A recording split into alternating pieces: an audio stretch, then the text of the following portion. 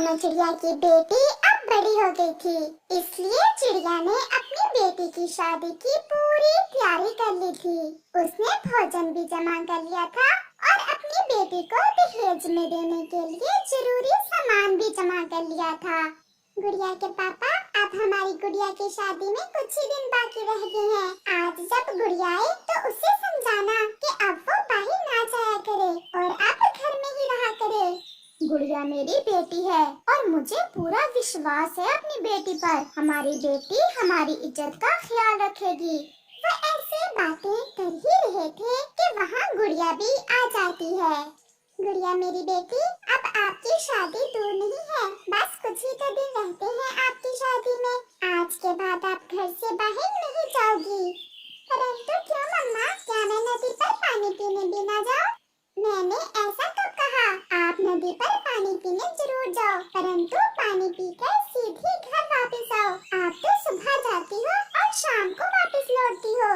गुड़िया मेरी बेटी, हमने कभी आप पर सख्ती नहीं की, फिर क्यों नहीं मानती हो अपनी मम्मा की बात? अच्छा पापा जी, मुझे बहुत नींद आ रही है, मुझे सोने दें।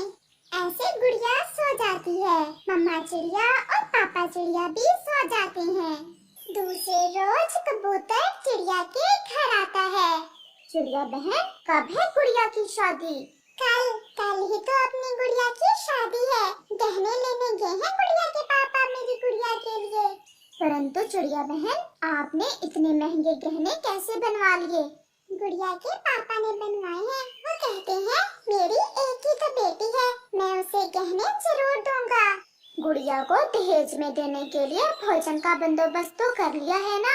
वो तो गुड़िया के पापा ने कई दिन पहले ही इकट्ठा कर लिया था, सब तैयारी मुकम्मल है। गुड़िया भी नदी से पानी पीकर वापस आ जाती है। गुड़िया बेटी, हम तो दिन में एक बार नदी पर पानी पीने जाते हैं, आपको प्यास बार बार क्यों लग जाती है? मम्मा, मैं एक साथ ज्यादा पानी नहीं पीती, थोड़ा थोड़ा पीती हूँ, इसलिए मुझे पानी बार बार पीना पड़ता है। चलो चिड़िया बहन, मैं भी नदी पर ही जा रहा था, चलो इकट्ठे ही चलते हैं। गुड़िया बेटा, अब घर में ही रहना, ऐसा न हो कि मैं जाऊं और आप फिर से कहीं निकल जाओ। मैं थोड़ी देर कबूतर भैया के साथ जा रही हूँ। फिर ऐसे कबूतर और चिड़िया वहाँ से चले जाते हैं। माँ, मैं आपको कैसे बताऊं कि मैं तो अपना दिल किसी और को दे बैठी हूँ। माँ, हमने तो एक दूसरे को वचन दिया हुआ है। वो काले रंग का चिड़ा थोड़ी दूर आकर बैठ जाता है, जिसे देखकर गुड़िया तुरंत वहाँ चली जाती है। मम्मा नदी पर गई है कबूतर अंकल के साथ पानी पीने, वो आने ही वाली होंगी। क्या आपकी मम्मा मान गई? अगर आपकी मम्मा मान गई है तो मैं करूँ बात आज अपनी मम्मा से अपनी शादी की। नहीं गुड़िया, मम्मा नहीं मान रही। मम्मा तो मेरी शादी अपनी बहन की बेटी से करना चाहती हैं। मैं इसलिए आया हूँ, कल तुम्हारी शादी है और हमारे पास समय नहीं है। अगर आप अपनी मम्मा से बात करोगी तो वो नहीं मानेगी। तो फिर क्या करें? अगर आपकी मम्मा आपके साथ आए फिर मेरी मम्मा मान जाएंगी। मेरी मम्मा नहीं मान रही। आज की रात ही तो है। गुड़िया, क्यों ना आज रात हम दोनों घर से भाग जाएं और कोर्ट मैरिज कर लें। क्या?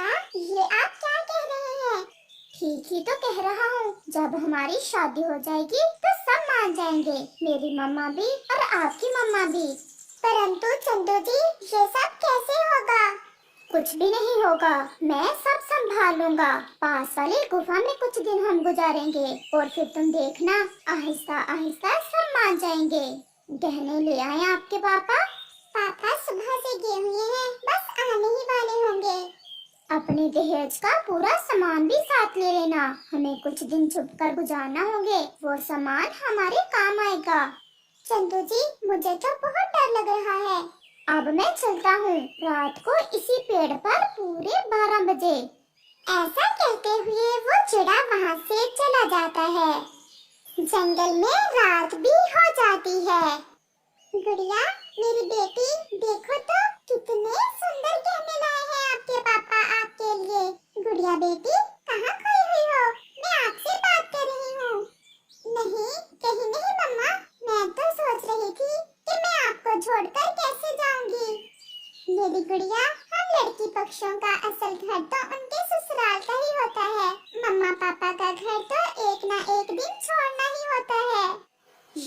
सारा भोजन और ये गहने मैंने अपनी बेटी के लिए बनाए हैं। गुड़िया बेटी, आपके ससुराल वाले बहुत अच्छे हैं। आप भी उन्हें हर तरह से खुश रखना और उस घर को अपना घर समझना।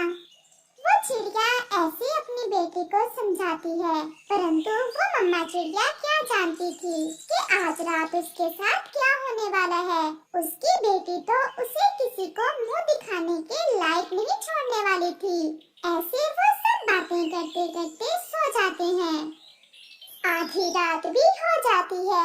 जैसे ही घड़ी पर 12 बजते हैं, गुड़िया उठती है। वो अपनी मम्मा को देखती है और फिर पापा को। वो दोनों मम्मा पापा तो सोए हुए थे। फिर गुड़िया वो गहने उठाती है और वो सारा भोजन जो उसके पापा ने उसके दहेज के लिए जमा किया हुआ था और अपने घर से निकलती है। मुझे पता था तुम जरूर आओगी और ये भोजन तो बहुत ज्यादा है। हम सबसे छुपकर कई दिन गुजार सकते हैं इस भोजन से तो। फिर गुड़िया अपने मम्मा पापा को सोता छोड़ उस चंदू चिड़े के साथ वहाँ से चली जाती है। सुबह हो जाती है। गुड़िया के पापा उठे, उठे गुड़िया के पापा, गुड़िया घर में नहीं है। ये सुबह सुबह ही गुड़िया कहाँ चली गई? अरे, गुड़िया का दहेज भी नहीं है, ना ही भोजन और ना ही गहने। मम्मा चिड़िया तो रोने लग जाती है। अगर गुड़िया नदी पर पानी पीने गई होती तो गहने क्यों साथ लेकर जाती? गुड़िया के पापा, मेरी गुड़िया ऐसी तो ना थी। उसने तो कभी मुझसे कोई बात की ही ना थी। आज तो गुड़िया की बारात आना थी और आज गुड़िया घर से भाग गई। गुड़िया मेरी बेटी, ये क्या किया आपने? आपने तो हमें जीते जी मार दिया। क्या कमी रह गई थी हमारे प्यार में? वो मम्मा और पापा चिड़िया ऐसे रोते हैं। कबूतर, तोता, गोरी कौवी और कालू कौवा भी आ जाते हैं। बारात कब तक आ जाएगी हमारी गुड़िया की? चिड़िया बहन, आप रो क्यों रही हो? सब ठीक तो है ना? इससे पहले कि चिड़िया कुछ बोलती, बारात भी आ जाती है। हम बहुत शर्मिंदा हैं। आप यहाँ से जाएं। हमारी बेटी घर से भाग गई है। ये सुनकर तो चिड़िया के सब दोस्त हैरान हो जाते हैं। वो बारात भी वापस चली जाती है और चिड़िया के दोस्त भी वहाँ से चले जाते हैं। इससे तो अच्छा ये था कि गुड़िया जाते जाते हमें जहर दे जाती। कम से कम ऐसे बेइज्जत तो ना करती मेरी बेटी। आप मुझे अपने घर कब लेकर जाएंगे? बस कुछ दिन यहाँ गुजार ले, फिर जैसे ही मेरी मम्मा मानेगी मैं आपको अपने घर ले जाऊंगा। फिर ऐसे ही 10 दिन गुजर जाते हैं और फिर एक सुबह गुड़िया जैसे ही सोकर उठती है, वहाँ उसका पति तो था ही नहीं और ना ही उसके गहने। भोजन तो उन्होंने आधे से ज्यादा खा लिया था और बाकी का भोजन भी ना था। पास में एक पत्र पड़ा था। गुड़िया वो पत्र पढ़ती है। तुम अगर मेरे लिए अपने माता पिता को छोड़ सकती हो तो जरूर किसी और के लिए मुझे भी छोड़ दोगी।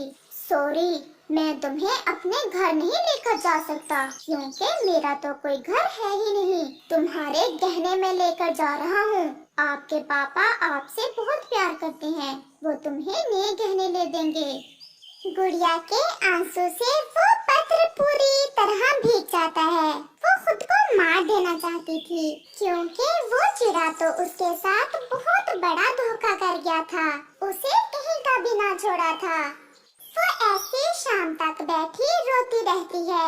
उसके मम्मा पापा की बातें उसके कानों में गूंज रही थी। ना चाहते हुए भी वो वहाँ से उड़ती है। वो वापस अपने घर की तरफ उड़ती है। मम्मा, मैं भूल गई थी। मम्मा, मुझे माफ कर दे। मैंने बहुत बड़ा पाप कर दिया। आपकी इज्जत मिट्टी में मिला दी। मम्मा, मुझे माफ कर दे। पापा, मुझे माफ कर दे। वो ऐसे रोई जा रही थी और उसके मम्मा पापा तो मूर्ति बने हुए थे। वो कुछ बोल ना रहे थे। जो इज्जत गुड़िया ने अपने मम्मा और पापा की मिट्टी में मिला दी थी, वो कभी लौट कर ना आने वाली थी, चाहे गुड़िया रो रो कर समंदर भर देती। इस कहानी से हमें सीख मिलती है, जो फैसले आपके बड़े आपके लिए करते हैं उन्हें स्वीकार करो और भूल कर भी ऐसे रास्ते का चुनाव ना करो यहाँ से वापसी नामुमकिन हो, क्योंकि गुजरा समय वापस लौट कर नहीं आता और हमारा एक गलत फैसला हमारी पूरी जिंदगी बर्बाद कर देता है।